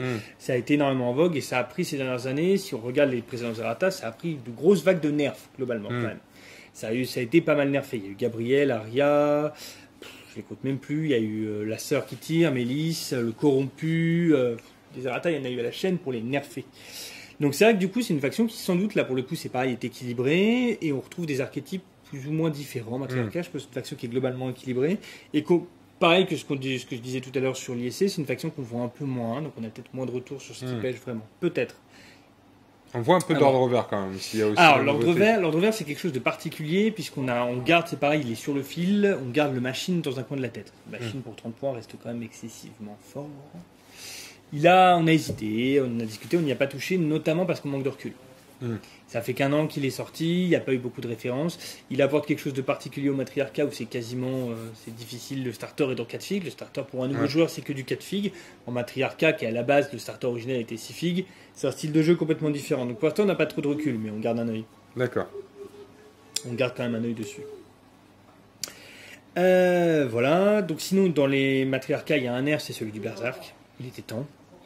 Sur le Berserk, donc c'est encore un qui peut monter à 6 de vig, mais c'est pas un 6 de vig naturel. C'est pareil comme Yevgeny, il faut arriver à le blesser dans le torse ou à obtenir des effets qui permettent de le blesser dans le torse. Mais on s'est rendu compte que c'était un profil qui avait une règle qui était censée l'handicaper à la base, qui avait été écrite pour l'handicaper, qui faisait que quand il avait un pion rage, il considérait tous les combattants qui ne sont pas de type sort comme des ennemis. Et donc il pouvait aller taper les esclaves de la faction. Sauf que quand il avait le choix entre charger un esclave et charger un ennemi, il pouvait aller charger un ennemi. C'était facile à éviter en fait. Ça n'a jamais été trop une contrainte pour les joueurs. Ça m'est arrivé une fois en partie en tournoi d'avoir réussi à bloquer un mec en lui disant là il a activé son berserk, lui dire maintenant tu es obligé d'aller charger ton esclave qui est à côté. Ça m'est arrivé qu'une seule fois d'arriver à bien le placer. Ce qu'on a fait là, c'est comme il a un profil énorme, 5 de CBT, 5 de vigueur, et il monte à 6 et 6 dans le rouge pour 20 points. On s'est dit on va lui mettre un vrai défaut, c'est que quand il tombe, tout le temps maintenant, quand il est, j'arrive même pas à trouver le mot, il doit charger un ennemi. Et les esclaves sont considérés comme des ennemis. Donc si on le déploie à 10 cm d'un de nos propres esclaves, au début de la partie, si on active le berserk qui est toujours à tête d'un esclave, il va engager l'esclave. D'accord. Ah ouais, Son d'accord. pote, il va engager son pote. Il faut vraiment le laisser dans un coin Voilà. pour pas qu'il... Faut le laisser dans un coin ou faire en sorte qu'il ait plusieurs cibles différentes. Mais ça va vraiment demander une gestion de placement importante. Il va falloir le placer. On peut plus faire n'importe quoi, le mettre un peu n'importe où et l'activer quand on veut. C'est vrai qu'on le voyait pas mal celui-là. Hein. Ouais. T'as un gros tanker, c'était quand même bien pratique pour le jouer. Et après, il y a deux hubs. Il y a le hub de Cerise qu'on a attendu, on a hésité. C'est pareil, il y a eu des hésitations de pas. Elle a rarement été vue sur les tables. Il n'y a que quelques joueurs qui la jouaient par-ci par-là. Les joueurs qui la jouaient disaient le plus souvent non, elle est quand même correcte. À un moment, il fallait sans doute qu'elle ait un petit hub. Donc pour l'instant, ce qu'on lui a mis la règle d'innocence perdue, comme Eve, qui fait qu'une fois par tour, pour 2 PS, elle peut forcer un adversaire à l'attaquer avec son jet de pied. Le but, c'est de lui donner de la résistance en plus, pour qu'elle puisse tanker un peu plus, mais que ça ait quand même une contrepartie en PS. D'accord. Voilà. C'est une des solutions qu'on a envisagées. Il y en a encore d'autres qu'on a nous, dans l'esprit. On va voir ce que ça donne ou pas. Et le dernier, c'est l'homme souffrance. Là, c'est pareil. C'était une figurine qu'on voyait constamment sur les tables. Il a été nerfé. Et du coup, moi, c'est vrai que je l'ai quasiment plus jamais revu. Puisqu'on lui a donné la règle bornée. Donc, il remplit plus les missions. Un mec à 10 points, matriarcat. C'était compliqué. Ouais. Et c'est vrai que là, pour le coup, moi, c'est un profil que j'ai plus jamais sorti depuis son errata. Et donc là, on lui garde le fait qu'il soit compliqué pour lui de jouer les missions, donc il n'a plus le droit d'utiliser les capacités spéciales d'action des missions. D'accord. Mais il peut toujours jouer, il peut jouer les tourelles, il peut pas ramasser d'artefacts, ce genre de choses. Mais quand il élimine un joueur adverse, il marque les points. Marque les points. Bon, avec son 2 de CBT, il n'a pas éliminé grand monde, mais ça va être surtout pour, par exemple, les protections du territoire. On peut jouer et jouer une protection du territoire. Il va y avoir différentes choses à faire avec lui. Et il y a la sœur Talia qui prend la modification. Non, alors justement, elle c'est pareil, c'est une victime indirecte du lissage des compétences. D'accord. Puisqu'elle est jamais ressortie comme étant trop forte, mais comme on veut lisser les barbelés, elle prend un nerf. Indirectement, elle prend un nerf. Donc sans doute qu'on va voir, peut-être pour lui mettre une compensation en plus. D'accord. On va voir. Le nouvel effet des barbelés, c'est quoi ? Le lissage des barbelés, c'est qu'en fait, ça prend une carte tactique de la main pour mettre les barbelés sur le terrain. En fait, elle c'était une carte tactique tout court. On prenait une carte. Ouais. Et c'était la seule qui avait pas ça. D'accord, c'est une carte tactique de la main. Ah ouais, c'est chaud, tu vas plus comme un bourrin avec les barbelés. Alors il y a ça, du coup c'est un nerf pour elle, mais par contre c'était une des rares qui n'avait pas le fait que quand sa zone est détruite, elle se transforme en zone dévastée. Ce qui était rigoureusement débile, puisque les barbelés c'est obstruction 2. Si on les détruit, ça se transforme par une zone dévastée qui est obstruction 2. Donc en fait, quand Talia joue un barbelé, c'était là pour le reste de la partie, t'avais aucun intérêt à les taper dessus. Ouais. Donc c'était pas marrant, c'était pas intuitif. Donc là, maintenant, il y a le nerf de ça, et en plus c'est remplacé par des... c'est pas remplacé par une zone dévastée. Donc elle prend encore plus ça, D'accord. Sur cette compétence qui était déjà moyenne. C'est vrai que pour l'instant, ça donne pas envie de jouer les barbelés avec elle. Pour l'instant, on va voir ce que ça donne, est-ce que ça change les habitudes ou pas, on verra bien. Voilà pour le matriarcat. Les Néphilim, donc il y a le nerf de Yusila dont on a déjà parlé, la même chose. Donc c'est pareil, moi je trouve toujours que c'est un profil qui pour 20 points reste tout à fait correct. Certes, elle reste quand même assez fragile, elle est fragile, mais elle a infiltration, elle peut monter sa râpe. Elle tire toujours 2 fois par tour ? Elle tire toujours 2 fois par tour. Ça c'est fort ça. Bon, mais par contre, le joueur Néphilim va réfléchir à 2 fois avant de la mettre en face en pensant one shot un ou 2 mecs de la bande adverse. Bah, ça va plus être aussi autour. Ouais. Est-ce qu'on va utiliser encore 6 façons de tuer pour aller chercher la tête ? Je pense pas. On va utiliser 6 façons de tuer quand on aura besoin d'aller chercher une loca précise pour tuer un mec qui était déjà entamé. Voilà. Il y a le hub du petit Kirlos, enfin plutôt du gros, c'est une grosse figurine, mais qu'on a, je sais pas, j'ai rarement vu au tournoi ou même en partie amicale jouer. Pourtant, il avait déjà un beau profil de base. C'est pareil, on lui donne un petit hub, il peut se monter son CBT jusqu'à la fin du tour contre un PS. Pour voir si ça donne envie de le jouer en plus. C'est quand même un bon tanker avec complète plus 2 et 4 de vigueur. Ouais. Angèle le joue. Angèle, mon fils. Ouais. Et ça marchait bien ou pas ? Angèle le joue bien. Ouais. Et tu trouvais le profil comment, toi ? Je trouve. Lui, il avait une bonne combinaison. En plus, il le joue en combinaison avec d'autres membres de la bande et c'était plutôt efficace. Ouais. C'est sa complète 2. Il a une complète 2. Il a une complète 2, tout à fait. Il a une complète 2. Il encaisse très bien, je trouve. Moi, c'est vrai qu'il transfère les marqueurs. Ouais, c'est ça. Il le joue en combinaison avec un autre gros, là. Un kaki d'une, je pense, du coup. Ouais, c'est ça. Ça doit pouvoir bien marcher, ça aussi. Et du coup, il y a le gros nerf de Nargot. Alors, c'est pareil, Nargot, quand on lit le profil, c'est un peu pareil que ce qu'on peut ressentir à Abama ou peut-être à Boris. Ça paraît être un énorme nerf. Et il y a déjà eu quelques premiers tests qui ont noté qu'en fait, bah, finalement, si, ça passe encore, quoi. C'est juste que le profil était tellement fort, si on arrive à se détacher il était trop bien, et on se dit pour 35 points, visiblement, les tests ont montré que pour l'instant, c'est... Ouais, bah, il vaut 35 points, il est bien, il a encore un impact sur la table. Celui-là, on le voyait systématiquement non, dans les compos Nephilim. C'était l'horreur. Donc il a le nerf des montures. Lui, il avait déjà la compensation de garder, quand il avait fait un engagement, de garder le +1 de CBT jusqu'à la fin du tour. Donc ça, on n'a pas touché. Donc il y a juste la petite modification de sa monture au niveau des localisations. Du coup, comme il gagne 2 locas dans le torse au lieu d'en avoir 2 dans la monture, il a eu des PC blancs en plus dans le torse. Il a 5 PC blancs et un rouge. Mais il a plus 5 de vigueur, il a 4. Déjà, il y a le petit nerf de la monture qui, pour lui, ne change pas dramatiquement les choses. Il y a quand même le nerf de la vigueur en plus, vraiment du 5 de vig. Donc il est plus qu'à 4, ça prend un gros nerf, mais il est tanky dans le torse. Et il perd aussi le PA supplémentaire. Il a plus le PA supplémentaire, à la place, il a une esquive gratuite. Pour un PS. Ça a forcé à faire plus d'utilisation. À l'heure actuelle, c'est ressorti de façon plutôt positive. Il peut quand même gérer le sous-nombre. Voilà. Mais il devient un peu moins polyvalent. Quoi. Voilà. Ça force à prendre plus de risques. Alors qu'avant, c'était quand je vais t'engager, je vais avoir 6 de CBT, j'ai 5 de VIG. Voilà. En plus, il est stigmate destruction. Donc, coup violent. Voilà. Et puis, il y avait encore, on va parler après des cartes tactiques, mais il y avait le fait de pouvoir monter à 6 de VIG. Si le mec il tape à 6 de CBT, 6 de VIG, là où il engage à 15, au bout d'un moment, on a la tête, on ne sait pas comment s'en sortir. Voilà pour les films. Et les derniers, je crois bien que ce sont les derniers, ce sont les résistants. Donc les résistants, il y a deux profils qui sont sortis de base. C'est celui de Duncan, donc à 30 points, qui était systématiquement comparé à Ashton. Et c'est vrai qu'à jusque-là, Ashton, avec le boost de CBT, comme il pouvait aussi se booster sa vigueur et le 5 de rab, c'était compliqué. Ce qu'on a donné à Duncan, il avait une compétence un peu anecdotique, qui pour un UB, il pouvait donner un bouclier au mec à côté, qui faisait qu'ils étaient meilleurs contre les tirs. Ils avaient moins, je sais plus exactement ce qu'ils avaient. Maintenant, ce qu'on a mis sur Duncan, c'est que pour un UB, il met en place la règle d'Abama. Donc, il désigne un allié à 15 cm de lui, si je ne dis pas de bêtises, à 15 cm de lui. Et si, au moment où cet allié qu'il a désigné est à 7,5 cm de lui, cet allié humain, c'est forcément les humains, utilise la vig de Duncan comme étant la leur. Pas mal. Il a 5. Voilà, il a 5. Donc ça permet d'apporter le côté tank du personnage pour ton poste, c'est un vrai tank qui permet de faire booster ça vers ses copains. Et puis c'est fluff en plus. Et c'est fluff avec le type du personnage, c'est fluff avec l'idée de la résistance. Et on a reboosté légèrement la capacité impulsion électrostatique parce qu'on s'est rendu compte que c'était embêtant sur les robots, puisqu'elle affecte tous les combattants, sauf ceux de type cyber, mais donc elle affectait aussi les robots. Donc maintenant on a mis tous les combattants, sauf s'ils sont de type cyber et robots. Comme ça, voilà. Les robots peuvent rester dans l'air d'effet et profiter de ce très bon pouvoir. Et il y a le hub de Marvin. Alors le hub de Marvin, le but c'était de se rendre compte, c'est pareil que comparé à Jimmy, même s'il n'y avait pas de robot, on prenait Jimmy. Parce qu'il bouge quand même les décors, il apportait un 5 de rap sans être borné. J'ai déjà vu des compos sans robot jouer Jimmy. C'est quand même dingue pour 10 points alors qu'il y avait Marvin pour 10 points.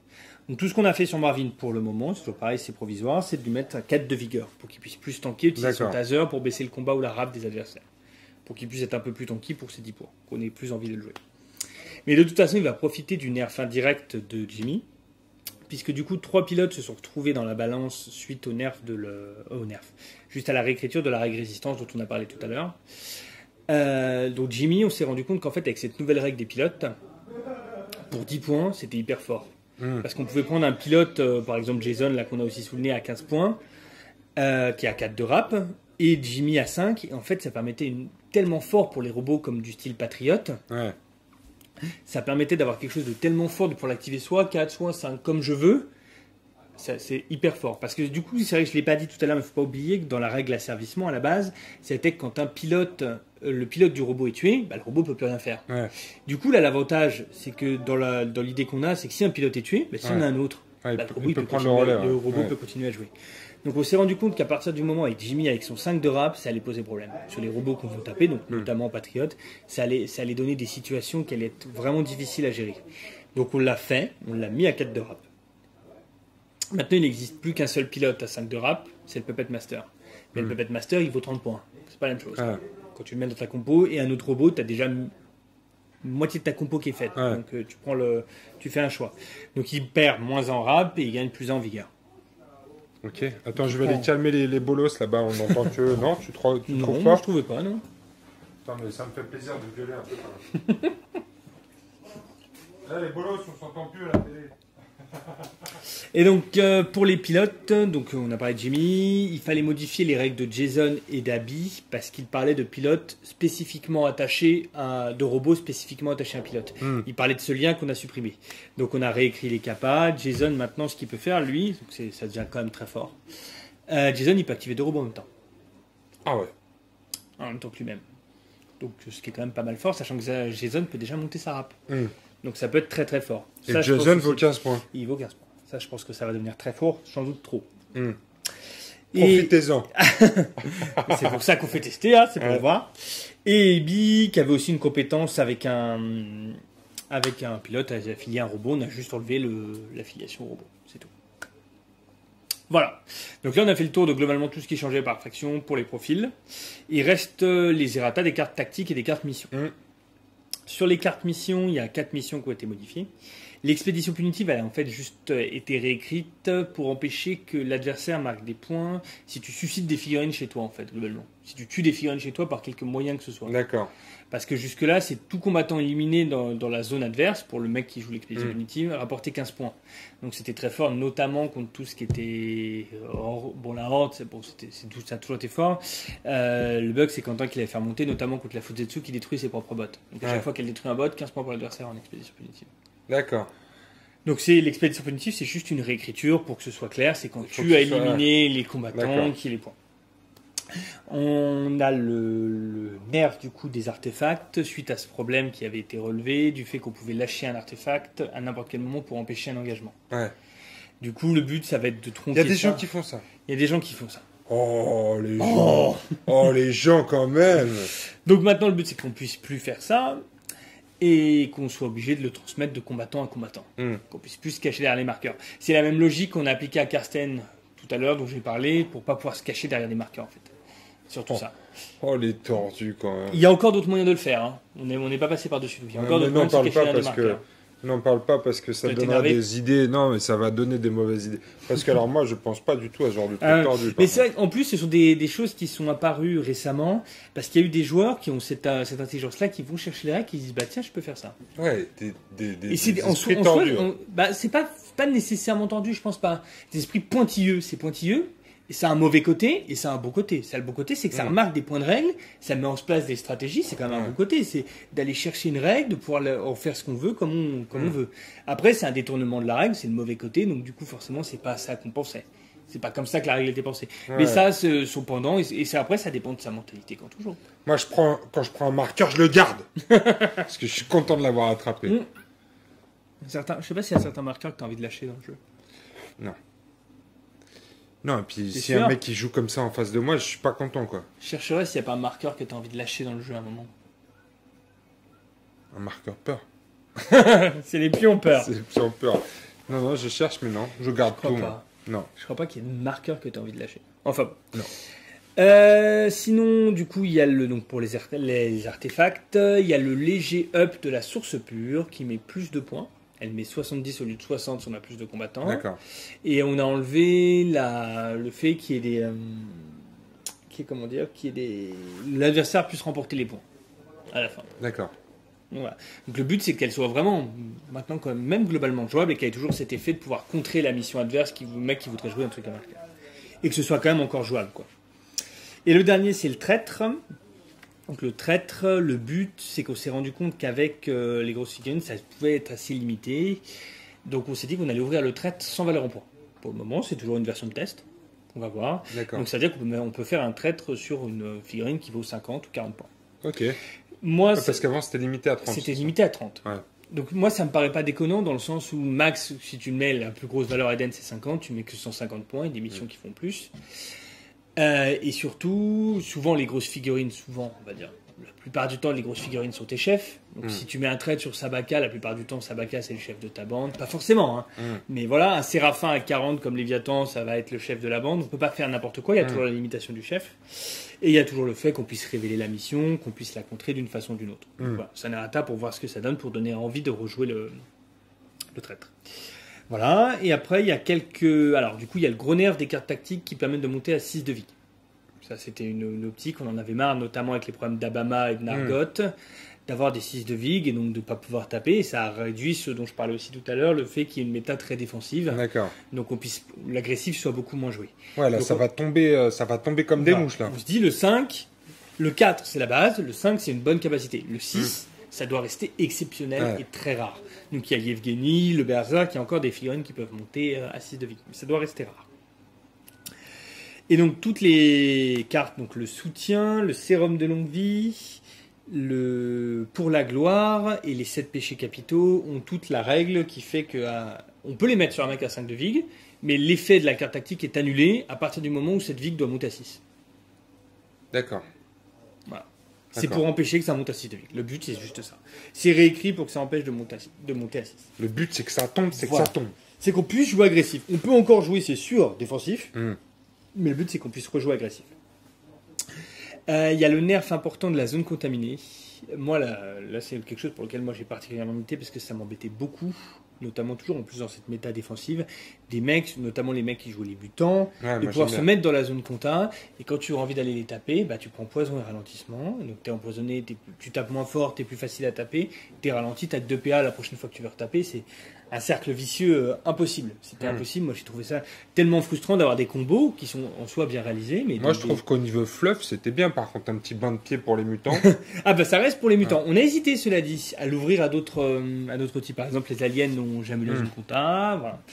Mais donc du coup ce qu'on a fait c'est qu'on peut éviter les marqueurs maintenant. En payant un PS, n'importe quel joueur a le droit d'annuler un marqueur. C'est important, pourquoi ? Parce que du coup, on peut éviter les marqueurs si on a des PS, ça peut être une gestion. Et surtout, ce qui nous a paru amusant, et même plutôt malin au niveau tactique, c'est que n'importe quel joueur peut annuler les marqueurs. Ça veut dire, parce qu'on s'est rendu compte qu'il y avait aussi des compos qui tournaient autour, par exemple, du corrompu en matriarcat, où les sœurs faisaient le tour de la zone contaminée, tout ça. Et bah du coup, l'adversaire peut annuler le fait que le joueur prenne les pions. D'accord. Les 2 joueurs peuvent annuler. Ça peut le faire en multi aussi. En multi, tu peux annuler les effets qu'un de tes adversaires prenne un pion. Il a été copain avec toi, il a fait une action sympa. Moi, tu dépenses un PA pour qu'il ne les prenne pas. Voilà. Donc, il y a ça. Et il y a une réécriture en fonction pour pas on puisse prendre les marqueurs 2 fois dans le même tour. Toujours pareil, pour pas pouvoir cumuler, pour pas que les impacts soient trop forts. Voilà. Et après, c'est d'autres petites cartes. Donc, l'inferno, la fuite, l'impétuosité, des petits changements, la férocité partagée, des petits changements pour qu'elle soit plus jouable. Des petites cartes qu'on voyait vraiment de façon très rare. Et le but, c'est toujours pareil, de diversifier la main tactique. Alors qu'avant, on savait très bien pertinemment que dans quasi la main de tous les joueurs, il y avait le soutien, il y avait le sérum, l'enragement quand il y a un tireur, le coup bas quand il y a un... Voilà. C'est pour envie d'avoir un set de cartes tactiques plus étoffé, qu'on se dise l'adversaire, qu'est-ce qu'il a pris dans sa main. Et la seule sur laquelle je voudrais bien alerter, c'est le sprint. Le sprint, du coup, on a enlevé parce que on trouvait ça un peu trop dur, le fait d'avoir le droit au mouvement de 15, mais d'avoir moins en combat, moins en vigueur. On a enlevé tous les malus. Donc maintenant, ça permet à un combattant de se déplacer pour sa prochaine action de déplacement de 15 cm maximum. Ça peut être très très fort quand même. Moi, j'ai pensé à des trucs genre sur Lloyd ou sur des combattants qui vont vite, qui peuvent repartir comme Lloyd. Il doit y avoir des combos choses sympas. Ça doit être un poil trop fort. C'est pareil. Il y a des choses comme ça donc, qui doivent être lissées encore. Donc, c'est vraiment pas sûr. Il faudrait que je rappelle bien que rien n'est définitif et que tout est ouvert à la discussion et au changement. Ok, super. Ah ben dis donc, on a fait le tour. Et voilà, on a fait le tour. Bon bah écoutez les amis, n'hésitez pas à aller sur le forum Eden. De toute façon, c'est une source d'informations extraordinaire. Si vous aimez le jeu et si vous aimez le hobby, il y a des rubriques sur les décors, sur la peinture, sur les figurines, sur les règles, etc. Sur des tacticas aussi, c'est très fourni. Il y a un paquet, hein. Donc allez voir le forum Et écoutez, testez tout ça, donnez du retour à Bidule. C'est ce qu'on se disait, je l'ai dit dans un des posts, mais pour ceux qui, par exemple, regardent les vidéos mais ne vont pas forcément sur le forum, ce qu'il ne faut pas hésiter à faire, c'est que même donner, quand vous croisez un bêta-testeur ou une autre personne, c'est à beaucoup en parler pour que les avis puissent fuser, qu'on puisse en discuter, qu'on puisse avoir. Moi, ce que j'aimerais bien là avec ça, c'est entendre plein d'avis, même si je vais sans doute en entendre énormément, des pas très objectifs, des très objectifs, voilà, de tout. Et après, il faudra faire le tri, mais tout retour est intéressant. Dans tous les cas, tout retour est forcément intéressant, même à chaud, même à froid, après coup. Bah écoute, tu peux compter sur moi pour les cannes. Bah, j'espère. Les anges aussi. Ouais, les anges aussi, ouais. Bah, les Néphilim, tu les donneras à ton fiston. Ouais, les Néphilim, ouais, c'est Angèle qui va les tester. Les ISC, Néo, il joue ISC. Bon, il n'y en a qu'un seul. Bon. Ouais. Il n'y a que le Shinobi. C'est ça. T'as pas de joueur Bamaka? Si. Alex, il joue Bamaka. Bah, Bamaka, il y a beaucoup à faire. Popitz, il joue la résistance. Et puis Nitoy, il joue les jokers. Donc si, on devrait pouvoir, en se serrant les coudes, te donner des retours. Donc avec la team, on va tester tout ça. J'espère bien. Ça roule. Et sinon, dernière chose aussi, c'est vrai qu'on nous avait parlé. Certains joueurs ont été étonnés qu'il y ait une si grosse vague. C'est la première vague d'une telle ampleur, Eden. Et ils nous ont dit qu'il y avait une autre chose qui posait problème à Eden, notamment, là ça s'adresse beaucoup plus aux tournoyeurs, surtout à ceux qui font des Open, donc les tournois à cette ronde, c'est les missions de faction. Ouais. Certaines sont souvent, globalement, en généralisant, chaque faction a une mission très forte. Ouais, c'est vrai. Et du coup, on se retrouve parfois, dans les tournois, même à 4 rondes, voire à 7 rondes, à se retrouver contre le mec, ah bah tiens, j'ai gardé ma super mission, globalement, tu te retrouves ça me rappelle l'Open d'Angers où Mo m'a sorti la cam avec ses jokers parce qu'il avait gardé juste pour me pourrir le tournoi. Tu l'as battu ou pas? Non, il m'a battu. Ouais, mais Mo il triche aussi. Hein. Mais Mo il triche et en plus il avait gardé sa mission pourrie juste pour moi. Tu te rends compte quand même? Mais c'est vrai que quand tu sais que potentiellement tu vas affronter un joueur dans un tournoi, tu gardes ta botte secrète et tu lui fais prends ça dans ta gueule. Regarde qui est-ce que je vais rencontrer, à lui ça va être fort contre ça. Et du coup c'est vrai qu'il y a des missions qui sont auto-win contre certains autres trucs. Donc les missions de faction en fait, ce qu'on avait prévu de faire dans l'idée, rien n'est définitif, c'est pareil, rien n'est dit, mais c'est d'en faire une deuxième vague plus tard pour essayer, c'est pareil, de les lisser, qu'elles soient toutes à la même force, qu'il n'y ait pas de gros désabus sur certaines factions, sur certaines missions, pour que ce soit lissé. C'est les seules choses qu'on ne voit pas dans les erratas, c'est les missions de faction, mais c'est voulu. Moi chez les cannes, j'ai les bergers. Ah voilà, les bergers, c'est... Les bergers, je la garde pour faire chier. Les bergers, t'en as une dans quasiment toutes les factions. Les Néphilim, ils ont l'observation, le matriarcat, les syntroliques, les C à la reconnaissance, les anges, ils ont un feu à la sainte. Tu peux en trouver quasiment partout, une mission bien forte. Bon, bah écoute, on en reparle la prochaine fois dans une vidéo. Exactement. Merci Bidule. Mais de rien. Les amis, testez tout ça, donnez-nous des retours sur le forum, vous pouvez tous vous inscrire, mettre des commentaires, donner du retour avant que tout ça ne soit officiel.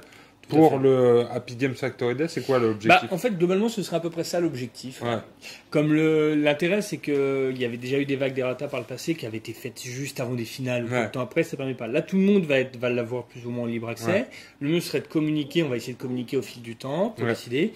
Et ce qui serait bien, c'est que la prochaine finale qui devrait se dérouler, j'imagine, en début février, se fasse avec des errata pour que la finale se passe plutôt correctement. Ouais, dans un bon esprit. Donc, le mieux, ce serait que ça sorte au plus tard à ce moment-là. Mais après, peut-être pas. Parce que, en tout cas, encore une fois, je parle pour moi, ce que j'aimerais, c'est que quand ça sorte, ce soit bien fait. Donc au mois de décembre plutôt, toi? Ah non, décembre, ça me paraît short. Hein. Décembre, janvier? Ça fait que là, 3 mois et demi, 4 mois, 3 mois et demi à faire, ça me paraît short. Bon, alors... Février, moi, 2018, ça me paraît possible. Okay, pas sûr, possible. C'est dans votre main, les amis. Testez, donnez-vous vos retours. Exactement. L'objectif, c'est que ce soit équilibré, mais on l'a bien compris aussi avec ces erratas, c'est que ce soit plus offensif. Plus offensif, pas forcément plus offensif, que ça donne qu'on puisse jouer offensif. Parce que dans la méta actuelle, avec les derniers profils, c'était compliqué. Donc là, le but, avec notamment ce nerf des cartes tactiques à 6 de vie, le 6 de vie qui a pu être possible, c'est de pouvoir revoir sur les tables un mec qui a envie de jouer agressif, il l'assume, il peut jouer agressif, ça va être dur à contrer. Et quelqu'un qui veut jouer défensif, il a les moyens de jouer défensif, et ça va être dur aussi à faire. Ça me va plutôt bien. Et, Je joue en général assez agressif. Avec mes cannes. On va devoir s'affronter. Moi, je joue défensif, tu joues agressif. Ça marche. De toute façon, on doit faire notre ligue parisienne, non? T'es dedans ou pas? Non, je suis pas dans la ligue parisienne.